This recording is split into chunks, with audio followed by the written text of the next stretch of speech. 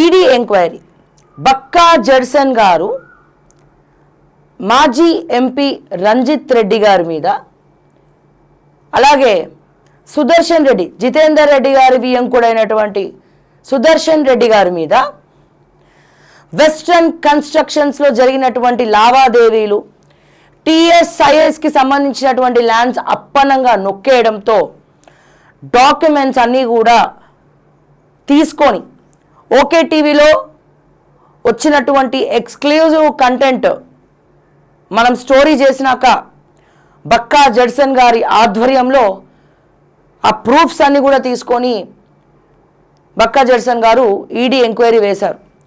ఈడీకి complaint ఇచ్చారు.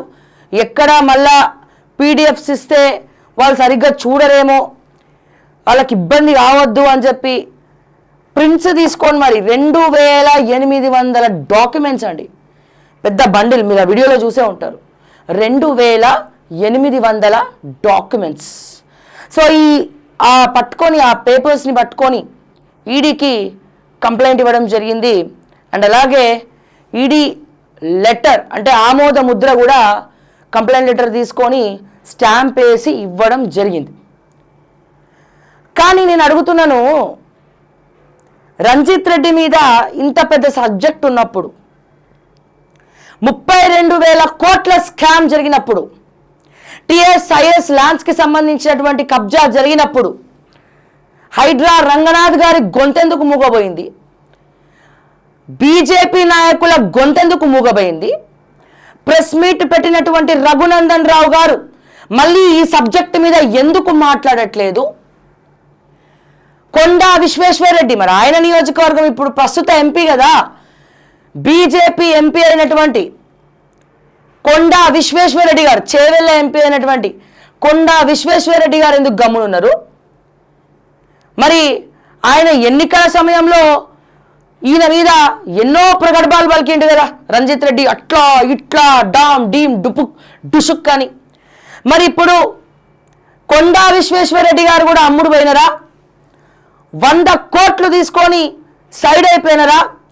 ఎందుకు ఈ సబ్జెక్ట్ మీద బీజేపీ నాయకులు ఈడీ ఎంక్వైరీ వేసిన తర్వాత కూడా, మీరెట్లాగో వేసిన తర్వాత కూడా దాన్ని కేంద్ర ప్రభుత్వం దృష్టికి తీసుకెళ్లడమో, ఆ సబ్జెక్టు గురించి మీరు మాట్లాడమో ఎందుకు చేయట్లేదు?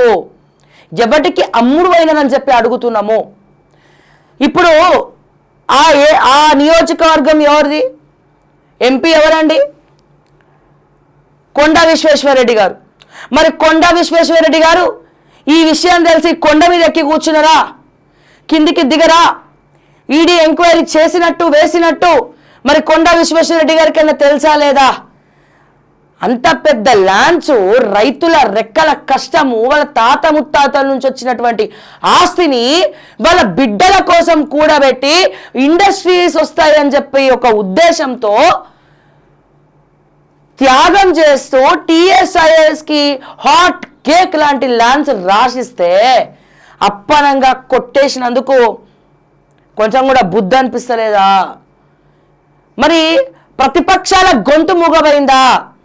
బీఆర్ఎస్ ఎందుకు క్వశ్చన్ చేయదు? దీని మీద బీఆర్ఎస్ పార్టీ నాయకులు ఎందుకు మాట్లాడరు? మరి మీ ప్రభుత్వ హయాంలో ఇది జరిగింది అని చెప్పి ఇంతమంది మాట్లాడుతున్నాము, ఈడీ ఎంక్వైరీ చేసినాము, ఇవన్నీ జరుగుతూ ఉంటే మరి బీఆర్ఎస్ పార్టీ గమ్మున కూర్చుంది. రంజిత్ రెడ్డి మరి మీకు చీమ కూడా పుట్టినట్లేదా? ఆయన మిమ్మల్ని మోసం చేసి పోయిండు కదా, మరి మోసం చేసి పోయినప్పుడు మరి మీరు కొద్దిగానన్నా మాట్లాడాలి కదా. ఈయన జరిగినటువంటి స్కామ్స్ గురించి గతం అనుకుంటే మరి మీ బీఆర్ఎస్ల కుంపటి పెట్టి బీఆర్ఎస్ని మోసం చేసి ఇంకొంతమంది మాట్లాడుతుండ్రు. కొన్ని ఆస్తులు కూడా ఈయన బినామీకి సంబంధించినటువంటి ఆస్తులు కూడా ఎత్తుకెళ్ళిపోయిండు, వీళ్ళకి ఇవ్వాల్సినటువంటి లావాదేవీలు కూడా ఎత్తుకెళ్ళిపోయిండు, మోసం చేసిండు అని చెప్పి. మరి అట్లీస్ట్ మీలాంటి పెద్దలు, బీఆర్ఎస్ పార్టీ పెద్దలు, మీ పార్టీ మారినోడి మీద కూడా మీరు ఒక ప్రెస్ మీట్ పెట్టి ఈ వెస్టర్న్ స్ప్రింగ్స్, వెస్టర్న్ కన్స్ట్రక్షన్స్ యొక్క లావాదేవీల గురించి ఎందుకు మాట్లాడరు? ఎందుకు మౌనవ్రతం చేస్తున్నారు? మీకెంత పైసలు ముట్టినాయి అని చెప్పి నేను అడుగుతా ఉన్నా బీఆర్ఎస్ వాళ్ళని. పాయింట్ నెంబర్ 3, ఇక బీజేపీ ప్రతి చిన్న విషయానికి గుళ్ళు అది ఇది లింగం మాయమైనప్పుడు ఎక్కడ పడితే అక్కడ వాళ్తారు. ఎస్, మన ధర్మాన్ని కాపాడాలి. అట్లాగే ధర్మం అంటే ఏంటి? సనాతన ధర్మం ఒక్కటే కాదండి. ఆ సనాతన ధర్మంలో ధర్మయుద్ధం ఏదైతే ఉందో, ప్రజా సంక్షేమాన్ని, జరుగుతున్నటువంటి అన్యాయాన్ని ఎదుర్కోవడం కూడా అసలైనటువంటి ధర్మం. మరి చేతులు ముడుచుకొని ఎందుకు కూర్చున్నారండి? రఘునందన్ రావు గారు ప్రెస్ మీట్ పెట్టిండు ఎంపీ ఎలక్షన్స్ అప్పుడు ఇదే సబ్జెక్ట్ మీద. తెల్లారితే గాయబ్. మళ్ళీ వార్తలు నిలబడుతున్నాయి. అదే అదే అక్కడ వాళ్ళే ప్రెస్ మీట్ పెట్టేందుకు ఆఫీస్ ఇచ్చిండ్రు రఘునందన్ రావు గారు. కానీ రకరకాల ఎలిగేషన్స్ వస్తున్నాయి. జితేందర్ రెడ్డి పోని, జితేందర్ రెడ్డి గారు బీజేపీ నుండి కాంగ్రెస్కి పోయిండు. దేనికోసం పోయిండు? మరి జితేందర్ రెడ్డి గారు వియంకుడే కదా ఈ సుదర్శన్ రెడ్డి, అవునా కదా? మరి బీజేపీ నాయకులు మరి అట్లీస్ట్ అరే మా పార్టీ ఎవరిది ఒక సబ్జెక్ట్ దొరికిందిరా నాయన, పార్టీ మాది, మాకు కూడా వెన్నుపోటు ఓడిచిండు, మరి సబ్జెక్ట్ మేము హైలైట్ చేయాలని చెప్పి అట్లీస్ట్ యాక్టింగ్ అనే చేయాలి కదా మీరు. అట్లీస్ట్ ఒక నటన. బీఆర్ఎస్ ప్రెస్ మీట్ పెట్టదు, బీజేపీ ప్రెస్ మీట్ పెట్టదు. నేను అడుగుతున్నా, అసలు నాకు అర్థం కాక అడుగుతా. ఉత్తుత్తుగానే నాకు అంటే చాలా అనిపిస్తుంది ఏంటంటే, ఉత్తుత్తుగానే బీఆర్ఎస్ వాళ్ళు ప్రెస్ మీట్ పెట్టారు. రంజిత్ రెడ్డి వెనుపోటు ఓడిచిపోతే వీళ్ళకి సమ్మగా ఉన్నది, నిమ్మకి నీరెత్తకుండా కూర్చున్నారు. రంజిత్ రెడ్డి అంత 32,000 కోట్ల స్కామ్ జరిగినప్పుడు, టీఎస్ఐఎస్ ల్యాండ్స్ కబ్జా పెట్టినప్పుడు, మరి ఇప్పుడు ప్రధాన ప్రతిపక్ష హోదాలో మీరు ఎందుకు మాట్లాడరు? ఇక ఆర్మూర్ జీవన్ రెడ్డి గారు ఉంటారు. ఉత్తుత్తిగానే ఏదైనా ఉంటే ఈ ఎంపీ ఎలక్షన్స్ టైంలో తానా అని తందానా అని ఏదేదో మాట్లాడిండు. మరి ఇంత పెద్ద సబ్జెక్టు మీద ఆర్మూర్ జీవన్ రెడ్డి కూడా ఎందుకు సైలెంట్గా ఉన్నట్టు? ఎందుకు సైలెంట్గా ఉన్నట్టు? ఎందుకున్నాడు? అంటే మీరు అందరు ఎందుకు మాట్లాడరు? తెర వెనకాల ఏం చేద్దామని అందరు కలిసి ప్రజల ఎమోషన్స్ తోటి ఆడుకునే ప్రయత్నం చేస్తున్నారా?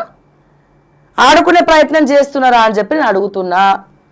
ఇక పోతే పాయింట్ నెంబర్ 3. సరే వీళ్ళందరినీ పక్కన పెట్టు, బీఆర్ఎస్ పక్కన పెట్టు, బీజేపీ పార్టీ పక్కన పెట్టు, వాళ్ళు ఎన్నుపోటు పొడవని, తూట్లు పొడవని, ఏమన్నా పొడవని, ఇదైతే ఫేక్ సబ్జెక్ట్ కాదు. 32,000 కోట్ల స్కాము, ఒక 2 ఎలక్షన్ల ఖర్చు వీళ్ళకి అక్కడి నుంచి. ఓకే, ఇంత పెద్ద ల్యాండ్స్, ఇంత పెద్ద సబ్జెక్టు ఆల్రెడీ ఫహీం ఖురేషీ ద్వారా డీల్ నడిచింది.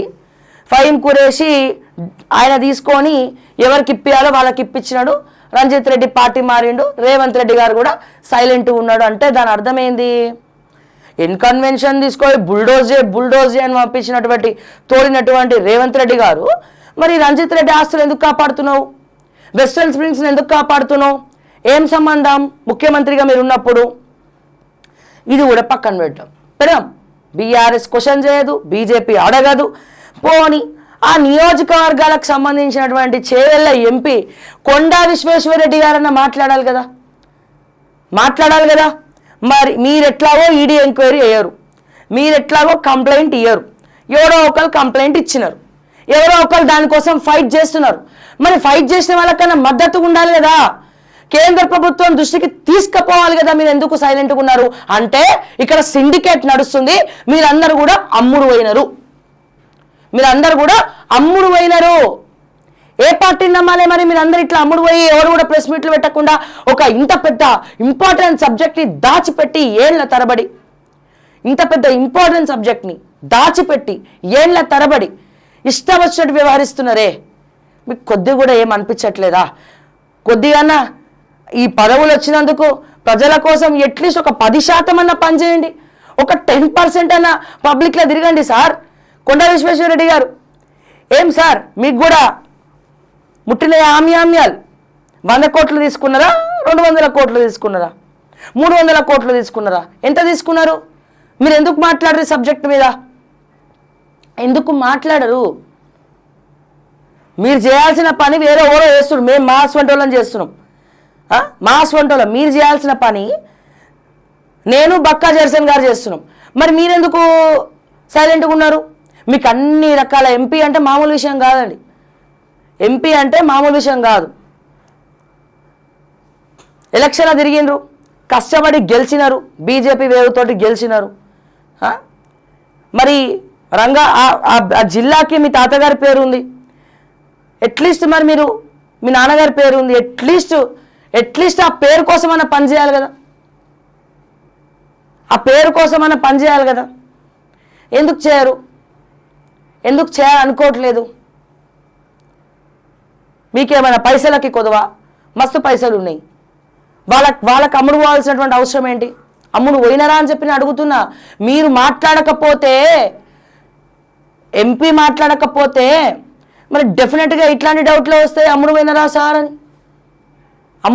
సార్ అని ఇటువంటి డౌట్లే వస్తాయి సార్. ఏ రకంగా చూడాలి ఇవన్నీ కూడా? సో దయచేసి నేను ఒకటే చెప్తున్నా, తెలంగాణ కాంగ్రెస్ ప్రభుత్వం, ముఖ్యమంత్రి రేవంత్ రెడ్డి గారు గమ్మున కూర్చున్నారు. 500 కోట్లు ముట్టినాయి ఫహీం ఖురేషీ ద్వారా, డీల్ చేసింది ఫహీం ఖురేషీ అని చెప్తున్నారు. ఇప్పుడు ఈడీ యాక్షన్ తీసుకోకపోతే, ఇక్కడ వీళ్ళు పట్టించుకోకపోతే అక్కడికి పోయి కూర్చుంటాం ఢిల్లీలో, అక్కడ సిబిఐ చేపిస్తాం. అక్కడ కూడా లేకపోతే వీళ్ళిద్దరు యాక్షన్ చేయట్లేదని చెప్పి సుప్రీంకోర్టులో వేయాల్సి వస్తుంది. మీరు మాట్లాడకపోతే దీంట్లో ఐఏఎస్లు, ఐపీఎస్లు, ఎంఆర్ఓలు, ఆర్డీఓలు, ఓకే, మన అందరూ ప్రతి ఒక్కరు, ఎమ్మెల్యే, ఎంపీ, ముఖ్యమంత్రి అందరు ఇరుక్కుంటారు దీంట్లో. అందుకే వీళ్ళు ఎవరు కూడా మాట్లాడట్లేదు. ఎందుకని ఇలా గొంతులు నొక్కేసే ప్రయత్నాలు జరిగినాయి ఆల్రెడీ. ఒకరికేమో ఆఫీస్ స్పేస్ ఇచ్చిరట, ఇంకొకరు మాట్లాడినందుకు ఇంకొకరికి ఎవరికో 1.5 కోట్లు ముట్టినాయట, ఇంకొకరు మరి ఎంపీ గారు మాట్లాడకపోతే ఆయనకు 100 కోట్లు ఇచ్చినామంటున్నారు. అవి కోట్ల, బూట్ల, లేకపోతే ఇట్లా వేసుకునే బ్లేజర్లా? అసలు ఏంది అది? అంటే అక్కడ టీఎస్ఐఎస్కి సంబంధించినటువంటి ఇండస్ట్రీస్ రావాలి అని చెప్పినప్పుడు వాళ్ళ కోసం, ఇండస్ట్రీస్ కోసం, తెలంగాణ బిడ్డల కోసం, మీరు ఎట్లాగో తెలంగాణ బిడ్డలకు ఉద్యోగాలు ఇయ్యరు, కంపెనీలు పెడతారని చెప్పి ఆశతోటి కోట్ల రూపాయల ప్రాపర్టీని వదులుకొని త్యాగం చేసినటువంటి నా రైతులు, పుప్పాలగూడ రైతులు, మీకు వాళ్ళ కళ్ళకు కనబడతలేరు. వాళ్ళు చేసినటువంటి త్యాగంలో వాళ్ళ కాళ్ళ గోటిలకు కూడా మీరు వణికిరారు. మీరు వాళ్ళ కాళ్ళ గోటికి కూడా మీరు వణికిరారు. వాళ్ళు రియల్ హీరోస్ అంటే, మీరు రియల్ జీరోస్ అంటే మీరే. ఎగ్జాంపుల్గా రియల్ జీరో అంటే ఎవర్రా నాయన అంటే మిమ్మల్నే చూపించాలి. ఎందుకని వాళ్ళ ఆస్తులు, స్థిరాస్తులు తెలంగాణ త్యాగాల పురిటి గడ్డ. ఫ్యూచర్ ఆఫ్ తెలంగాణ బాగుపడడం కోసం ఇక్కడ ఇండస్ట్రీస్ రావాలని చెప్పి కోట్ల రూపాయలకు సంబంధించినటువంటి వాళ్ళ ఎకరాల పొలాలను టీఎస్ఐఎస్కి రాసిస్తే వాళ్ళ నమ్మకాన్ని ఒమ్ము చేసినటువంటి బాపత్లు, సోపత్లు మీరే. ఇక్కడ వాళ్ళతో కాకుండా ఇక తమిళనాడు నుంచి కూడా పెట్టించిరండి ఇన్వెస్ట్మెంట్లు 700 కోట్లు. అక్కడ తమిళనాడులో ఆయనకు సరిపోతలేదు అట ల్యాండ్స్, వీడికొచ్చి ఇక్కడ కూడా దందాలు చేస్తున్నాడు, వీడికొచ్చి ఇక్కడ కూడా బిజినెస్లు చేస్తున్నాడు. అంటే ఎంత నీచంగా దిగజారిపోయింది. మరి ఎవరిని నమ్మాలి? తెలంగాణలో ఎవరిని నమ్మాలి? ఎవరు ప్రశ్నించాలి? ఎవరు ప్రశ్నించేటట్టు ఎవరు మాట్లాడాలి? ఇక్కడ రాజకీయ నాయకులందరూ ఒకవైపు, మా ప్రజలందరూ ఇంకోవైపు. రాజకీయ నాయకులందరూ ఒకవైపు, మా ప్రజలందరూ ఇంకోవైపు. ప్రజలను మొత్తం తెలంగాణ ప్రజల్ని అనాథాలు చేసి, అమాయకులను చేసి, వాళ్ళ ఎమోషన్స్తో, వాళ్ళ జీవితాలతో, వాళ్ళ సంక్షేమాలతో, వాళ్ళ భవిష్యత్తుతో ఆడుకునేటువంటి రైట్స్ మీరు రాజకీయ నాయకులు వాళ్ళ నెత్తి మీద చేయి పెట్టి తీసుకుంటున్నారు. మీరు తినండి, కానీ కొద్దిగా పని చేయండి. మీరు తినండి. గతంలో చరిత్రలో మస్తు మంది లీడర్లు ఉన్నారండి, వాళ్ళు ఏమైనా తినలేదా? పైసలు తిన్నారు, కానీ ఫస్ట్ ప్రయారిటీ పబ్లిక్కి ఇచ్చినారు. ఒక 100% ఫండ్స్ ఉంటే 80% ఖర్చు పెట్టి 20% తీసుకుంటుండే. కానీ మీరేం చేస్తున్నారు? 100% ఫండ్స్ ఉంటే 90% మింగేసి 10%లో మళ్ళీ షేర్లు ఇస్తున్నారు. ఎంతవరకు కరెక్టా అండి? తిండన్న అడగాలి కదా. మరి బీపీలు, షుగర్లు రాకపోతే ఇంకేమొస్తాయి? ఇక్కడితో ఇది వదిలిపెట్టే ప్రసక్తే లేదు, వదిలిపెట్టబోమో. ప్రతి ఒక్కరు ఎవరెవరైతే ఇందులో ఉన్నారో ముచ్చమటలు పట్టించకపోతే నేను తెలంగాణ బిడ్డను కానే కాదు. ఇది మాత్రం గుర్తుపెట్టుకోండి, డైరీలు ఉంటే రాసి పెట్టుకోండి కింద. సో డెఫినెట్గా దీనికి మీరు ప్రెస్ మీట్లు పెట్టి సమాధానం చెప్పాలి. ప్రెస్ మీట్ పెట్టి ఈ సబ్జెక్టుని బీజేపీ కానీ బీఆర్ఎస్ కానీ ఎక్స్పోజ్ చేయాల్సిందే. ప్రధాన ప్రతిపక్ష హోదాలో బీఆర్ఎస్ మాట్లాడాల్సిందే, కేంద్ర ప్రభుత్వ హోదాలో బీజేపీ మాట్లాడాల్సిందే. సో మీకు ఓట్లప్పుడే మేము వస్తాం, ఓట్లప్పుడే మాట్లాడతామంటే మా తెలంగాణ ప్రజలు అప్డేట్ అవుతున్నారండి. ప్రతిసారి సెంటిమెంట్లకి లోబడం మేము. ఎవరు పనులు చేస్తున్నారు, ఎవరు పనులు చేయట్లే, ఎవరు ఎక్కువ మాట్లాడుతున్నారు, ఎవరు తక్కువ మాట్లాడుతున్నారు, ప్రజల కోసం నిలబడింది ఎవరు, తలబడింది ఎవరు, త్యాగాలు చేసింది ఎవరు, అన్ని కూడా గుర్తుపెట్టుకుంటున్నారు. ఎందుకంటే ఇది ఇంకా 90s రాజ్యం కాదు, ఇది 2025, 20s దాటిపోతుంది. ఫ్యూచర్ ఆఫ్ తెలంగాణ గురించి అడుగుతున్నారు. రిజర్వేషన్లు జాంతానాయి. 40 years ఆ చాదస్తమో అంతా కూడా అక్కడ అయిపోయింది. సో ఇప్పుడు అంతా కూడా అప్డేటెడ్ వర్షన్ 2.0తో నడుస్తూ ఉన్నది. సో ఇంకా మీరు చెప్పే అల్లి బిల్లి అల్లి అంటారు కదా, ఎల్లుల్లి కబుర్లు, ఇది ఎవరు కూడా నమ్మరిగా. సో దయచేసి రేవంత్ రెడ్డి గారు ప్రెస్ మీట్ పెడతారా, ముఖ్యమంత్రి గారు పెడతారా, హైడ్రా రంగనాథ్ గారు పెడతారా, ఇన్స్పెక్షన్కి పోతారా, రంజిత్ రెడ్డి గారు ప్రెస్ మీట్ పెట్టి చెప్తారా, సుదర్శన్ రెడ్డి గారు ప్రెస్ మీట్ పెట్టి చెప్తారా, లేకపోతే రఘునందన్ రావు గారు ప్రెస్ మీట్ పెట్టి చెప్తారా, సుదర్శన్ రెడ్డి గారు ప్రెస్ మీట్ పెడతారా, జితేందర్ రెడ్డి గారు ప్రెస్ మీట్ పెడతారా, ఆ నియోజకవర్గం ఎంపీ అయినటువంటి కొండా విశ్వేశ్వరరెడ్డి గారు ప్రెస్ మీట్ పెడతారా, దుద్దిల్ల శ్రీధర్ బాబు ఎన్ని డైలాగులు చెప్తాడు, సాఫ్ట్గా మాట్లాడతాడు, తేనె పూసిన కత్తి. ఆ జిల్లా మంత్రి ఎవరండి? దుద్దిల్ల శ్రీధర్ బాబు. మరి ఇంత జరుగుతూ ఉంటే చెవులో దూది పెట్టుకున్నారా సార్? చెవులో దూది పెట్టుకున్నారా అడుగుతున్నాను, డైరెక్ట్గా అడుగుతున్నాం. చెవులో దూది పెట్టుకున్నారా? టీఎస్ఐఎస్ బాధ్యత ఎవరిది? ఐటీ ఇండస్ట్రీస్ శాఖ మంత్రి ఎవరు? మీరే. ఆ జిల్లా మంత్రి కూడా మీరే. మాటికి గుర్తు చేయాలి జిల్లా మంత్రి అని. మరి మీకు కూడా ఏం ముట్టింది? మరి జిల్లా మంత్రికి ముట్టకుండా అంత పెద్ద సబ్జెక్ట్ నడుస్తుందా? మీ టీఎస్ఐఎస్కి సంబంధించినటువంటి భూములు అప్పనంగా అట్లా పోతూ ఉంటే, రైతులు ఘోషపడతా ఉంటే, హైకోర్టులో కేసులు ఉండంగానే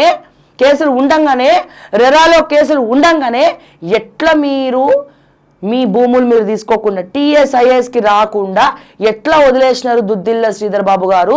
జర ఆ చెవుల దూది తీసి కళ్ళు తెరుచుకొని చూడండి, బయటికి వచ్చి. మీరు మాట్లాడరు, మౌనం పాటిస్తారు, సైలెంట్గా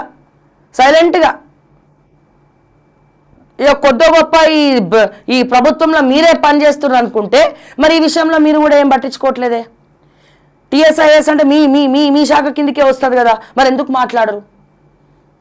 అంటే మీకు కూడా ముట్టినది ఇంట్లో, మీకు కూడా అద్భుతంగా ఇచ్చినారు. రంగారెడ్డి జిల్లా ఇచ్చిరు మంత్రి. రంగారెడ్డి జిల్లా అంటే హాట్ కేకు. మీ టీం ఆల్రెడీ తిరుగుతుంది గ్రౌండ్లో, ఎక్కడెక్కడ ఎవరెవరు ఉన్నారయ్యా, ఎక్కడ దొంగలు అక్కడ కప్చుప్, మీరు నాకు పైసలు ఇస్తేనే క్రషర్స్ నడుపుకోవాలి, లేకపోతే లేదు అని చెప్పి. ఆ ఇబ్రాహీపట్నంలో అయితే మీరు ఆయన ఎవరు మన ఇబ్రాహీపట్నం ఎమ్మెల్యే ఆధ్వర్యంలో అద్భుతంగా మంచిగా చేసుకుంటారు బిజినెస్లు. 3 పువ్వులు 6 కాయలుగా నడుస్తుంది. ఆ 4th సిటీలో వచ్చే ఆమ్యాలు వస్తున్నాయి. ఇక పోతే ఎవరు మాట్లాడద్దు, మీ గురించి ఎవరు ప్రశ్నించద్దు, ఎవరేం చేయొద్దు. మీరు ఉండండి, అట్లనే ఉండండి, సైలెంట్గా వచ్చేవన్నీ తీసుకోండి, మీ గ్రూపుల్ని దింప అన్నీ వేసుకోండి. కానీ ప్రజలకి మేలు కలిగేది ఒక్కటి చేయకండి. ఎట్లాగో ఓడిపోతున్నాం, నెక్స్ట్ ఇక రాదు మా రాజకీయ సన్యాసమే, కాంగ్రెస్ పార్టీ నెక్స్ట్ అయితే నేను మంత్రిలో గెలిచేది లేదు, ఉన్నకాడికి దోచుకుందాం, అట్లీస్ట్ మా తరతరాలన్న బాగుపడతాయి, అట్లీస్ట్ కొన్ని కోట్ల 1000 కోట్ల ఆస్తులు 100 కోట్లన్న వెనకాల వేసుకోవాలి, మళ్ళీ కాంగ్రెస్ 20 సంవత్సరాలు ఉష్కాక్ అవుతుంది, ఆంఫర్ స్వాహా చేయాలి, ఉన్నదంతా ఊడ్చుకో, దొరికిందంతా దోచుకో కాన్సెప్ట్ తోటి వెళ్ళాలని చెప్పి మీరు ఫిక్స్ అయిపోయినారు. మంచిగా బంపర్ ఆఫర్ తోటి ఫిక్స్ అయిపోయినారు. అర్థమైపోయింది సీన్ సితారా అక్కడ ఏం జరుగుతుంది రంగారెడ్డిలో. ప్రజలారా మీరన్నా కళ్ళు తెరవండి, తెలంగాణలో ఏం జరుగుతుంది, ఏ రాజకీయ నాయకుడు ఏం చేస్తున్నాడు, అది ఎవరి హక్కు, ఎవరి భూములు, ఎవరి కష్టం ఎవరు అనుభవిస్తున్నారు. దయచేసి ప్రజలు ప్రతి ఒక్కరు కూడా సోషల్ మీడియా వేదికగా ప్రశ్నించాల్సినటువంటి అవసరం ఉన్నది, మీ బాధ్యతగా మాట్లాడాల్సినటువంటి అవసరం ఉన్నది. తెలంగాణ హీరోస్ ఎవరో కాదు, యువకులే ఇటువంటివన్నీ కూడా ముందుండి నడిపించాలి, ప్రశ్నించకపోతే ఇట్లాగే ప్రశ్నకు ప్రశ్నగానే మిగిలిపోతుంది, చేసుకుంటూ వెళ్ళిపోతారు, దోచుకుంటూ పోతూ ఉంటారు. సో దయచేసి యువకులే కదం దొక్కి కేంద్ర ప్రభుత్వం దృష్టికి వెళ్ళే వరకు, ఇక్కడ బీజేపీ నాయకులు మౌనవ్రతం చేస్తున్నారు, కాంగ్రెస్ ప్రభుత్వం అమ్ముడు పోయింది, సో ఖచ్చితంగా కేంద్ర ప్రభుత్వం దృష్టికి వెళ్ళే వరకు ఈ ఇష్యూని, ఈ వీడియోని షేర్ చేయండి అని చెప్పి నేను రిక్వెస్ట్ చేస్తా ఉన్నాను అందరినీ.